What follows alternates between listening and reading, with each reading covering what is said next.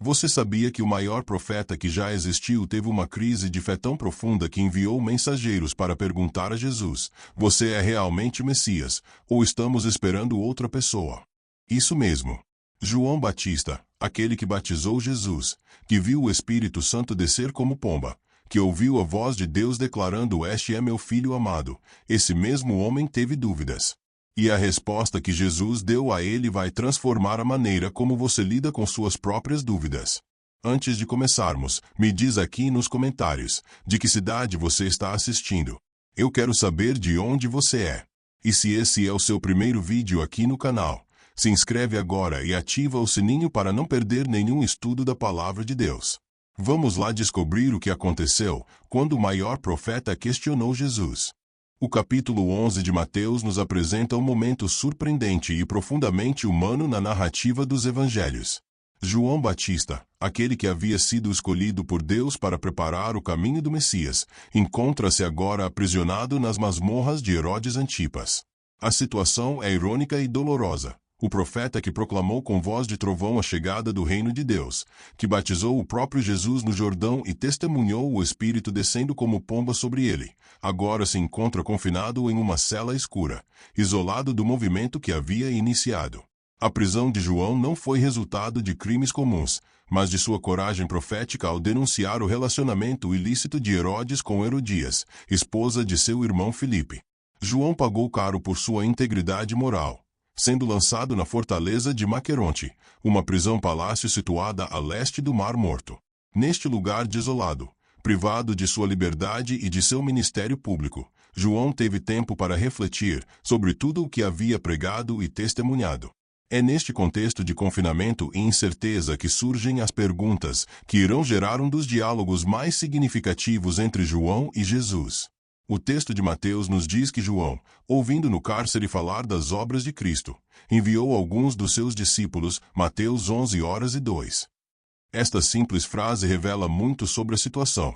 João ainda mantinha contato com seus seguidores, que lhe traziam notícias sobre o ministério de Jesus. Mas algo nas notícias que chegavam aos ouvidos do profeta prisioneiro gerou inquietação em seu coração. O que João esperava do Messias e o que Jesus estava efetivamente fazendo pareciam não se alinhar completamente na mente do profeta. João havia pregado sobre o machado posto à raiz das árvores, sobre o julgamento iminente, sobre aquele que viria com a pá em sua mão para limpar completamente a sua eira. Ele havia anunciado o Messias de ação dramática e julgamento imediato. No entanto, as notícias que chegavam falavam de curas, de ensino sobre misericórdia, de Jesus comendo com publicanos e pecadores. Onde estava o julgamento profetizado? Quando viria a manifestação do poder divino que João havia anunciado? Esta tensão entre expectativa e realidade é um tema universal na experiência de fé. João não estava duvidando da existência de Deus ou da necessidade de um Messias, mas questionando se havia identificado corretamente quem era esse Messias. Sua pergunta não nasce de incredulidade, mas de uma honestidade brutal consigo mesmo e com Deus. Em vez de fingir certeza onde havia dúvida, João escolheu confrontar suas questões diretamente, enviando seus discípulos para obter uma resposta do próprio Jesus. A coragem de João em fazer essa pergunta é notável. Ele arriscou sua reputação como profeta, expôs sua vulnerabilidade e admitiu publicamente suas dúvidas. Este ato de humildade e busca genuína pela verdade é um modelo para todos os que lutam com questões de fé.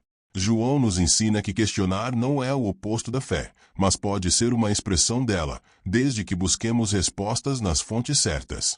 És tu aquele que havia de vir, ou esperamos outro? Mateus 11:3. Esta pergunta, aparentemente simples, carrega o peso de toda a história da redenção. Ela ecoa as esperanças messiânicas de séculos, as promessas proféticas do Antigo Testamento e as expectativas de um povo que ansiava por libertação. É uma pergunta que vai direto ao coração da identidade de Jesus e do propósito de sua missão.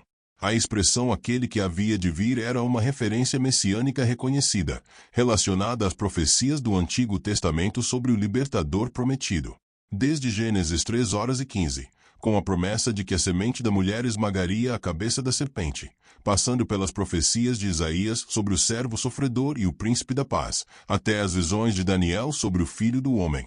O povo judeu cultivava a expectativa de um enviado especial de Deus que restauraria todas as coisas. João Batista conhecia essas profecias profundamente. Ele mesmo havia sido anunciado como aquele que prepararia o caminho do Senhor, cumprindo a profecia de Isaías 43.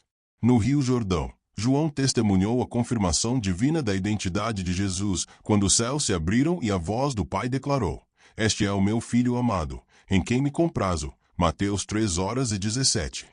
João havia proclamado com convicção: "Eis o Cordeiro de Deus, que tira o pecado do mundo." João 1:29. Mas agora, nas trevas da prisão, com o passar dos dias se transformando em semanas e meses, João enfrenta a dissonância cognitiva entre o que esperava e o que estava acontecendo. As notícias que chegavam falavam de Jesus curando enfermos, ressuscitando mortos, purificando leprosos e pregando boas novas aos pobres. Estas eram obras maravilhosas, sem dúvida, mas onde estava o julgamento? Onde estava a libertação política de Israel? Porque Jesus não estava estabelecendo seu reino de forma mais visível e dramática. A pergunta de João também revela a tensão entre as duas vindas do Messias, algo que nem os profetas do Antigo Testamento nem João haviam compreendido completamente. As profecias messiânicas combinavam imagens do servo sofredor com as do rei conquistador, do cordeiro sacrificial com o leão de Judá. O que não estava claro era que essas visões se referiam a duas vindas diferentes, separadas por uma era que ainda está se desenrolando. É importante notar que a pergunta de João não invalida sua missão ou seu testemunho anterior. Deus usou João poderosamente, mesmo com suas compreensões limitadas. João foi fiel ao que lhe foi revelado e corajoso em proclamar essa revelação. Agora, na prisão, ele está buscando uma compreensão mais profunda, uma confirmação que possa sustentar sua fé nas circunstâncias difíceis que enfrenta. Esta pergunta ressoa através dos séculos porque cada geração de cristãos enfrenta suas próprias versões dela. Quando nossas expectativas sobre como Deus deveria agir não correspondem à realidade que experimentamos, quando o sofrimento persiste apesar da oração, quando a injustiça parece prevalecer, nós também nos perguntamos: és tu aquele que havia de vir, ou esperamos outro? A honestidade de João ao fazer essa pergunta dá permissão para que também sejamos honestos com nossas dúvidas e questões. A resposta de Jesus à pergunta de João é magistral em sua sabedoria e gentileza. Em vez de repreender João por sua dúvida ou expressar decepção com seu questionamento, Jesus oferece evidências concretas que apontam para sua verdadeira identidade. Ide, e anunciai a João as coisas que ouvis e vedes: os cegos veem, e os coxos andam. Os leprosos são limpos, e os surdos ouvem. Os mortos são ressuscitados, e aos pobres é anunciado o Evangelho. Mateus 11:4-5. Esta resposta é deliberadamente construída para ecoar as profecias de Isaías sobre a era messiânica. Em Isaías 35:5-6, lemos: então os olhos dos cegos serão abertos, e os ouvidos dos surdos se abrirão. Então o coxo saltará como servo, e a língua do mudo cantará. Jesus está essencialmente dizendo: olhe para as Escrituras. Veja o que os profetas disseram que aconteceria quando o Messias viesse. Agora observe o que está acontecendo. As evidências falam por si mesmas. É significativo que Jesus não aponta para sinais políticos ou militares, mas para sinais de restauração e redenção. Cada milagre que ele menciona representa uma reversão da maldição do pecado e uma antecipação do reino vindouro. Os cegos vendo simbolizam iluminação espiritual. Os coxos andando representam restauração da capacidade de seguir a Deus. Os leprosos sendo limpos apontam para a purificação do pecado.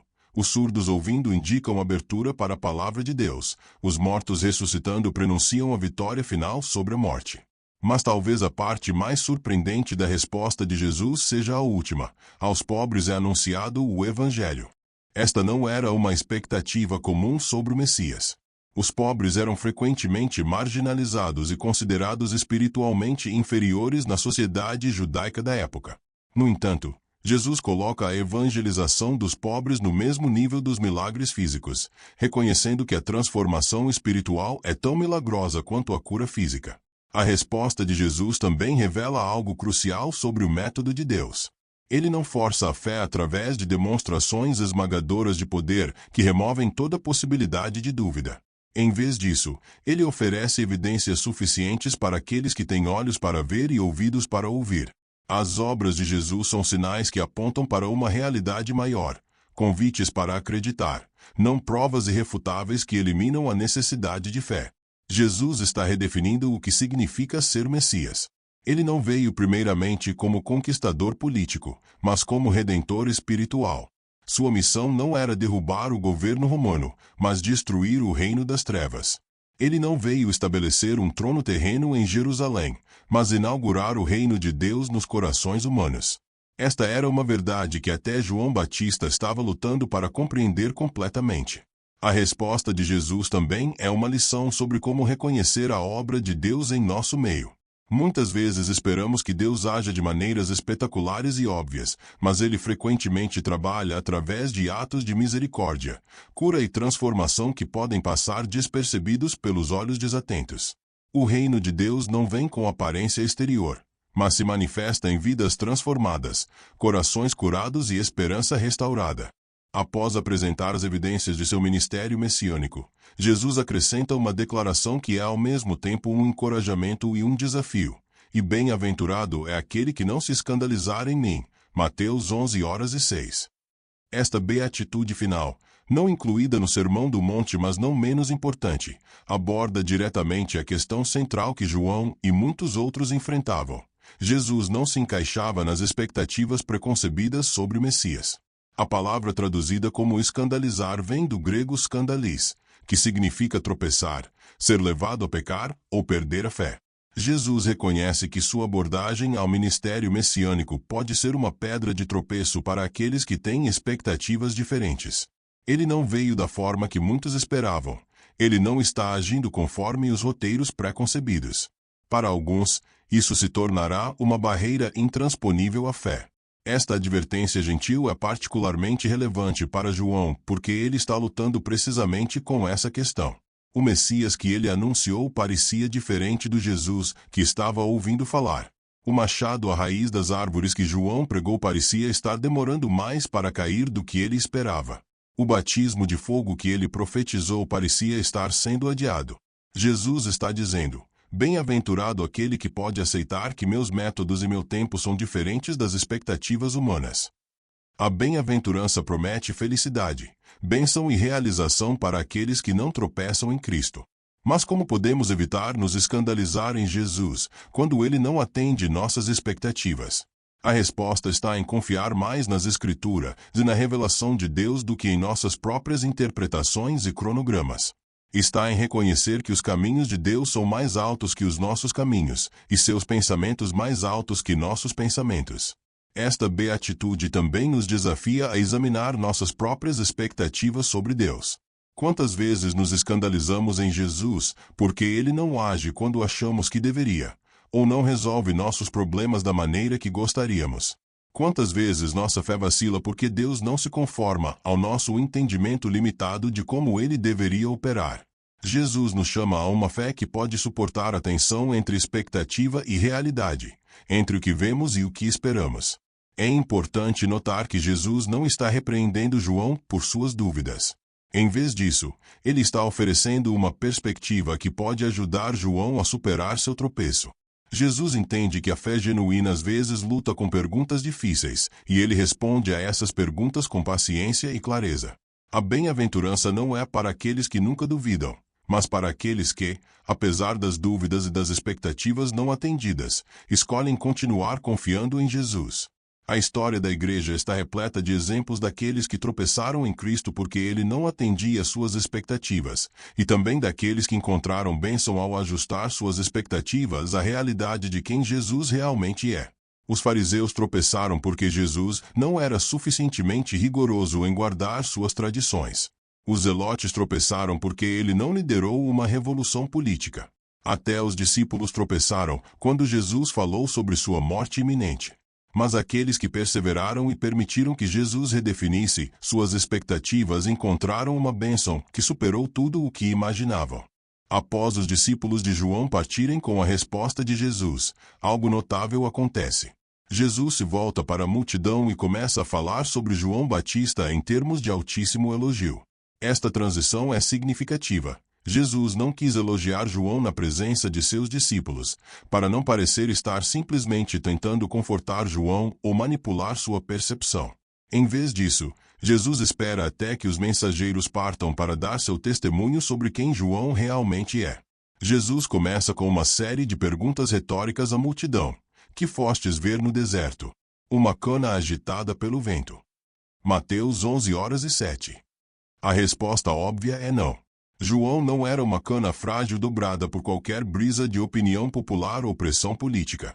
Ele era um homem de convicção inabalável, que manteve sua integridade mesmo quando isso custou sua liberdade. Uma cana no deserto da Judéia era comum, flexível, insignificante. João era exatamente o oposto. Raro, firme, profundamente significativo. Jesus continua, mas que fostes ver? Um homem ricamente vestido? Os que trajam ricamente estão nas casas dos reis. Mateus 11h08. Novamente, a resposta é claramente não.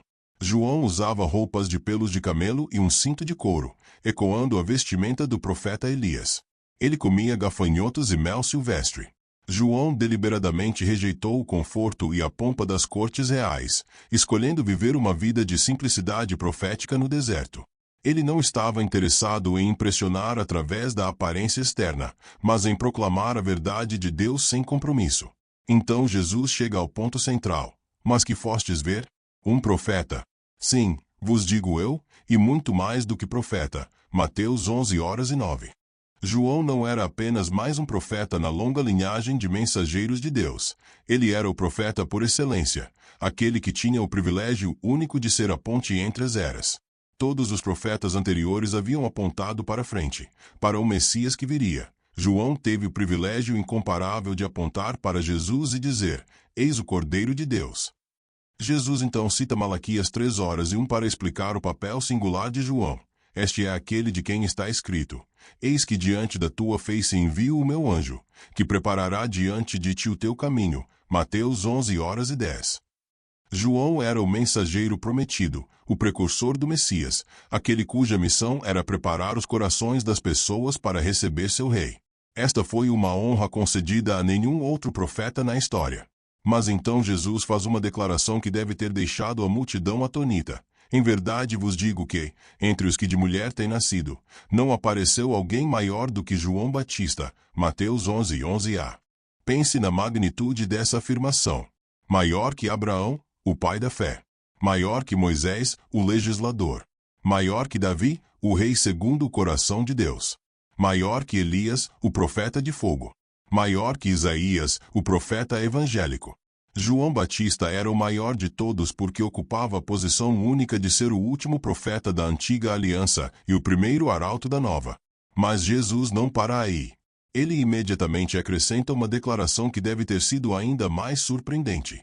Mas aquele que é o menor no reino dos céus é maior do que ele. Mateus 11:11b. Como entender isso?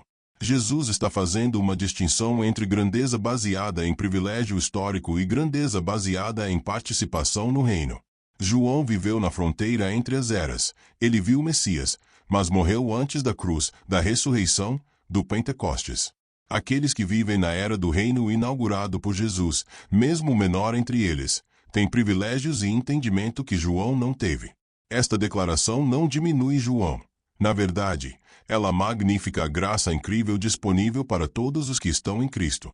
Se João, o maior nascido de mulher, ainda assim tinha uma posição inferior aos membros do reino, quão grande deve ser a bênção daqueles que estão no reino. Isso transforma completamente nossa compreensão de status espiritual. Não é baseado em realizações pessoais ou posição histórica, mas em participação na obra redentora de Cristo. Jesus continua seu discurso sobre João com uma declaração enigmática e poderosamente provocativa. Desde os dias de João Batista até agora, se faz violência ao reino dos céus, e pela força se apoderam dele. Mateus 11:12. Esta frase tem desafiado intérpretes por séculos, mas seu contexto dentro do discurso sobre João nos oferece pistas valiosas para sua compreensão. Há duas interpretações principais desta passagem, e ambas podem conter verdade. A primeira vê a violência como uma referência à oposição feroz que o reino enfrenta. Desde que João começou a pregar, e especialmente desde que Jesus iniciou seu ministério, forças hostis têm tentado suprimir e destruir o movimento do reino. João está na prisão, enfrentando oposição violenta por sua pregação profética. Jesus mesmo enfrentará a crucificação. Os seguidores de ambos experimentarão perseguição. Neste sentido, o reino está sofrendo violência de seus inimigos. A segunda interpretação vê a violência como uma metáfora positiva para o zelo ardente e a determinação necessários para entrar no reino. Não é um chamado à violência literal, mas uma descrição da intensidade e urgência com que as pessoas devem buscar o reino de Deus. Assim como João demonstrou compromisso radical e os discípulos de Jesus abandonaram tudo para segui-lo, aqueles que entram no reino o fazem com determinação apaixonada. Eles se apoderam dele pela força, não no sentido de conquista militar, mas no sentido de prioridade absoluta e busca incansável. Ambas as interpretações se encaixam no contexto mais amplo da mensagem de Jesus. O reino de Deus realmente enfrenta a oposição violenta de poderes espirituais e humanos que se opõem ao senhorio de Deus. Ao mesmo tempo, entrar neste reino requer uma decisão radical, um compromisso total que Jesus descreve em outras passagens como tomar a cruz, perder a vida para encontrá-la, e buscar primeiro o reino acima de todas as outras prioridades. Esta declaração também se conecta diretamente à experiência de João Batista. Ele exemplifica ambos os aspectos, enfrentou violência e oposição por sua fidelidade ao reino, e demonstrou o tipo de zelo ardente e compromisso radical que o reino demanda. João não foi morno em sua pregação. Ele não ofereceu um evangelho diluído ou palatável. Ele proclamou o reino com urgência profética, chamando as pessoas ao arrependimento com linguagem dramática e confrontadora. Jesus está essencialmente dizendo que a era inaugurada por João é uma era de intensidade. O reino de Deus não é algo casual ou periférico. Ele demanda tudo e enfrenta a oposição de tudo que se opõe ao governo de Deus. Não há espaço para mornidão ou meio compromisso. Esta é uma mensagem que desafia o cristianismo cultural de qualquer época, chamando os seguidores de Jesus a um engajamento total com o reino. A frase também nos lembra que o avanço do reino sempre foi e sempre será contestado. Satanás não cede terreno facilmente. Sistemas mundanos de poder e valores se opõem aos valores do reino. Até mesmo nossa própria carne resiste à transformação que o reino exige. Entrar e viver no reino requer não apenas uma decisão inicial, mas uma série contínua de escolhas para priorizar o reino acima de todas as alternativas. Esta verdade deve nos encorajar e nos desafiar. Quando enfrentamos oposição por nossa fé, quando o caminho do reino se mostra difícil, não devemos nos surpreender. Jesus nos avisou que seria assim. Mas também não devemos recuar ou comprometer. Como João e como Jesus, devemos avançar com determinação, sabendo que o reino pelo qual lutamos é digno de qualquer sacrifício, e que o Rei a quem servimos já garantiu a vitória final. Jesus continua conectando João Batista ao plano redentor de Deus através das Escrituras, porque todos os profetas e a lei profetizaram até João. E, se quereis dar crédito, é este o Elias que havia de vir. Quem tem ouvidos para ouvir, ouça. Mateus 11, 13 e 15.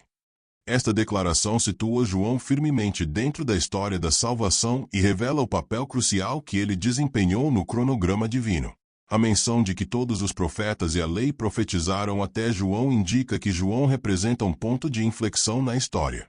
Toda a revelação do Antigo Testamento apontava para frente, para o tempo em que o Messias viria.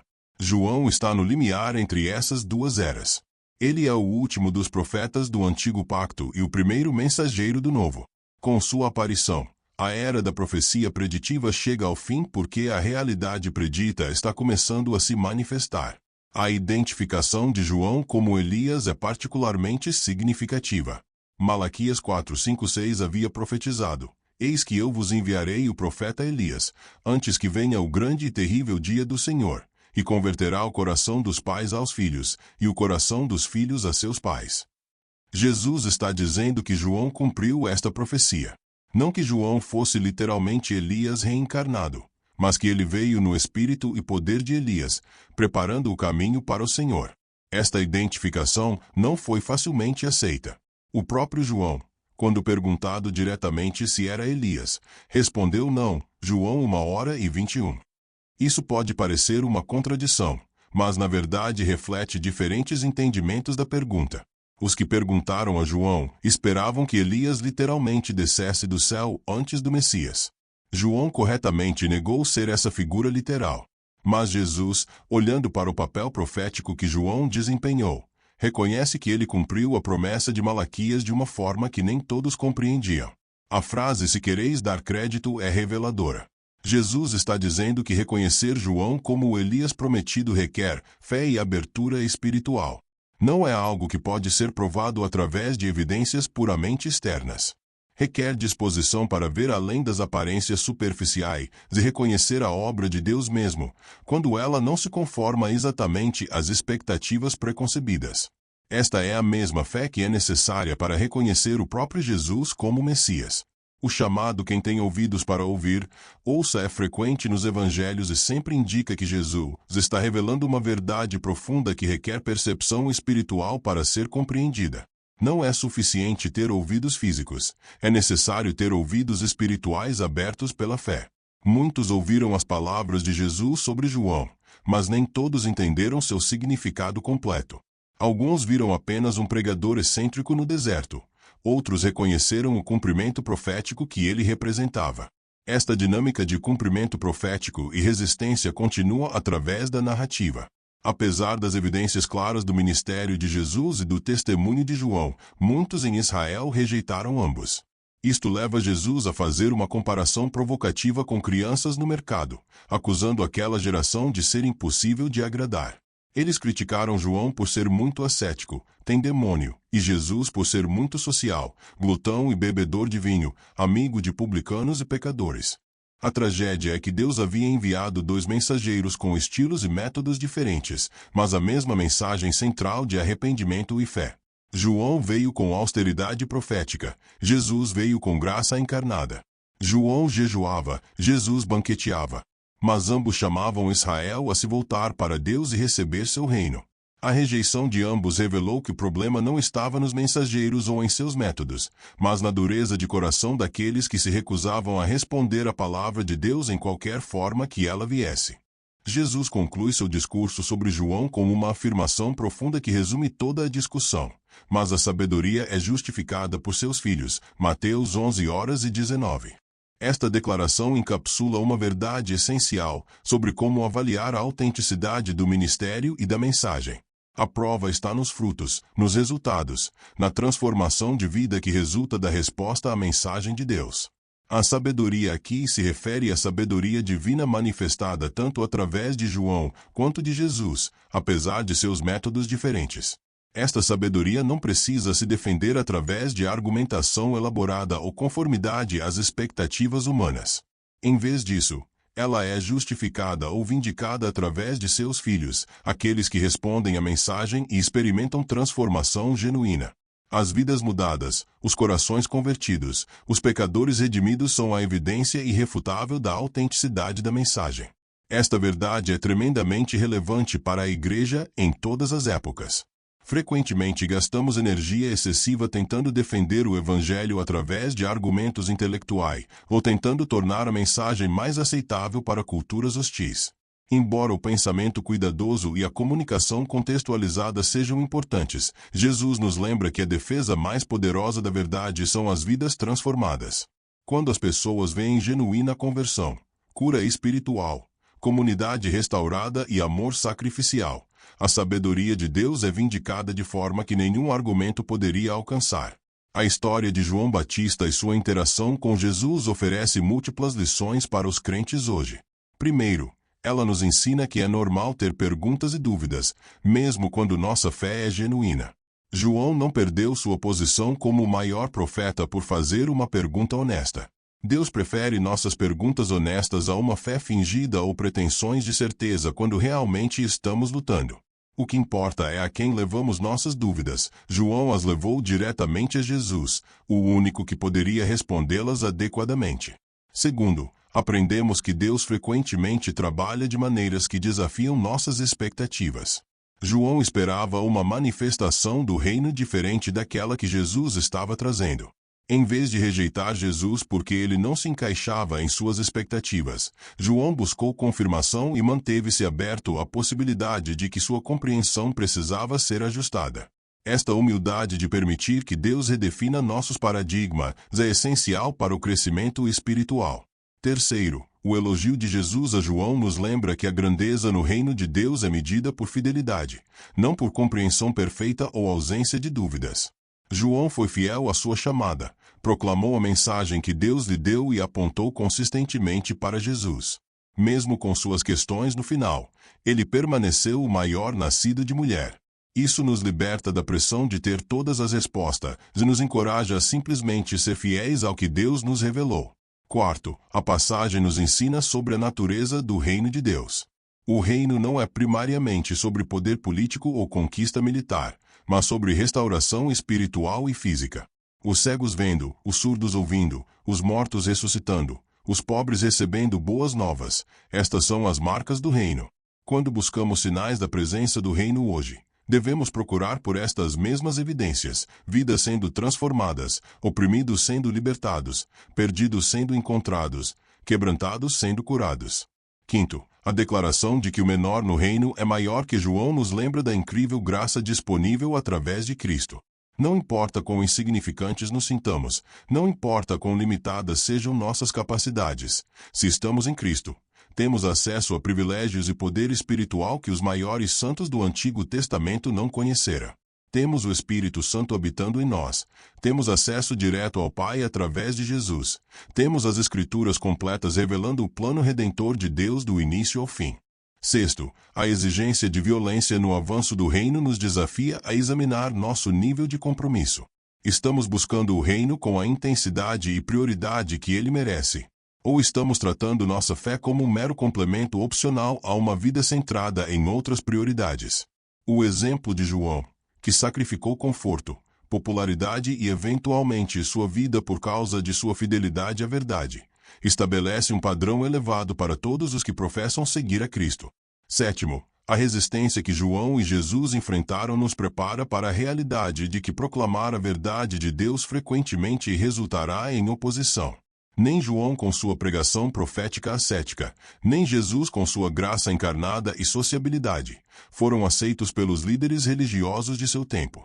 Se ambos foram rejeitados apesar de suas diferenças de estilo, devemos entender que a rejeição não é necessariamente sobre método ou apresentação, mas sobre a resistência do coração humano à autoridade de Deus. Oitavo, a vindicação da sabedoria por seus filhos nos ensina a ter uma perspectiva de longo prazo. No momento em que João estava na prisão questionando, pode ter parecido que seu ministério havia falhado. Ele estava confinado, impotente, enfrentando dúvidas. Mas a história provou que seu ministério foi essencial e transformador. Milhares vieram ao arrependimento através de sua pregação. Ele preparou com sucesso o caminho para Jesus. Seus discípulos continuaram impactando o mundo cristão primitivo. A avaliação final de qualquer ministério não pode ser feita no meio da história, mas apenas quando vemos seus frutos completos. A narrativa de Mateus 11:1-19 também nos oferece insights sobre a natureza da revelação progressiva. Deus não revela todo o seu plano de uma vez. Mesmo os profetas mais fiéis viam através de um espelho obscuramente. João compreendeu muito sobre Jesus, mas não compreendeu tudo. Ele sabia que Jesus era o Cordeiro de Deus, mas não compreendeu completamente o que isso significaria. Ele sabia que Jesus batizaria com o Espírito Santo e fogo, mas não entendeu o cronograma ou a natureza exata dessa obra. Esta realidade de revelação progressiva deve nos tornar humildes em nossas próprias convicções teológicas. Assim como João teve que ajustar sua compreensão quando confrontado com a realidade do ministério de Jesus, nós também devemos estar dispostos a permitir que a Escritura e a obra do Espírito Santo refinem e aprofundem nossa compreensão. Podemos estar firmemente convictos sobre as verdades centrais da fé enquanto permanecemos abertos ao crescimento em nosso entendimento de seus detalhes e implicações. A passagem também nos confronta com a questão da expectativa versus realidade na vida cristã. Como João, muitos crentes experimentam dissonância entre o que esperavam que Deus fizesse e o que ele realmente está fazendo. Oramos por cura e a doença persiste. Oramos por provisão e a dificuldade financeira continua. Oramos por justiça e a injustiça parece prevalecer. Nestas situações, somos tentados a perguntar, como João: és tu realmente o Senhor ou devemos procurar outro? A resposta de Jesus a João nos oferece orientação para esses momentos. Primeiro, olhe para as evidências da obra de Deus, mesmo que não sejam exatamente o que você esperava. Deus pode estar trabalhando de maneiras que você não antecipou. Segundo, confie na revelação bíblica sobre quem Deus é, mesmo quando suas circunstâncias parecem contradizer isso. Terceiro, seja paciente com o cronograma de Deus. Ele opera em seu próprio tempo, não no nosso. Quarto, mantenha-se próximo da comunidade de fé, como João manteve contato com seus discípulos mesmo na prisão. A interação entre João e Jesus também ilustra a importância da comunidade e do relacionamento no desenvolvimento da fé. João não isolou-se em suas dúvidas. Ele enviou seus discípulos para perguntar a Jesus. Jesus não repreendeu João publicamente por suas perguntas. Em vez disso, ele respondeu gentilmente em particular e então elogiou João publicamente. Este padrão de honestidade vulnerável, busca de respostas nas fontes certas, graça nas respostas e encorajamento público é um modelo para como a comunidade cristã deve funcionar. Finalmente, esta passagem nos lembra da centralidade de Jesus. João, por maior que fosse, apontava para além de si mesmo. Ele diminuiu para que Jesus crescesse. Ele direcionou seus próprios discípulos para Jesus. Ele fez a pergunta certa na hora da dúvida: não será que entendi errado tudo? Mas és tu aquele? Ele manteve o foco em Jesus, mesmo em seu momento de maior incerteza. Este é o padrão para todo ministério cristão autêntico. Não se trata de construir nosso próprio reino ou provar nossas próprias teorias. Trata-se de apontar consistentemente para Jesus. Quando temos dúvidas, vamos a Jesus. Quando buscamos confirmação, olhamos para Jesus. Quando precisamos de encorajamento, encontramos em Jesus. E quando nosso ministério é avaliado, a única pergunta que importa é: apontamos as pessoas para Jesus? A história de João Batista questionando Jesus e a resposta gentil mas firme de Jesus permanece como um testemunho da graça de Deus para com aqueles que lutam com dúvidas honestas, da paciência de Deus em revelar seu plano gradualmente, e da fidelidade de Deus em cumprir todas as suas promessas, mesmo quando o cumprimento parece diferente do que esperávamos. Que possamos, como João, ter a coragem de fazer perguntas honestas, a humildade de ajustar nossas expectativas à realidade de Deus, e a fidelidade de continuar apontando para Jesus, não importa o que enfrentemos. Sabe qual foi o último elogio que Jesus fez sobre João Batista? Ele disse que João era o maior entre todos os nascidos de mulher. Maior que Abraão, maior que Moisés, maior que Davi, maior que Elias. E isso foi dito depois de João ter questionado se Jesus era realmente Messias. Incrível, não é? Agora me conta, de que cidade você está assistindo esse vídeo? Deixa aqui nos comentários. E se você ainda não é inscrito no canal, se inscreve agora e ativa o sininho para receber mais estudos profundos da Palavra de Deus. E leva isso contigo. Suas dúvidas não desqualificam sua fé, e suas perguntas não diminuem sua grandeza aos olhos de Deus. O que importa não é ter todas as respostas, mas levar suas dúvidas à pessoa certa, Jesus. Porque bem-aventurado é aquele que, mesmo com perguntas sem resposta, não se escandaliza em Cristo. Deus abençoe você, e até o próximo vídeo.